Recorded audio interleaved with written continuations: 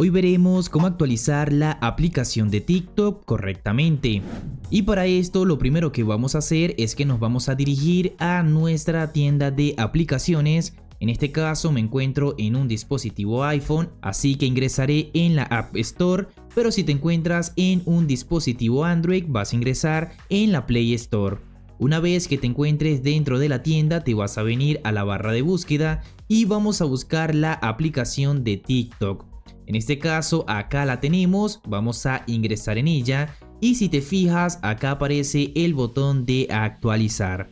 Simplemente vamos a presionar en el botón de actualizar y ahora vamos a tener que esperar unos segundos o en algunos casos unos minutos dependiendo la velocidad de tu internet mientras se actualiza la aplicación correctamente.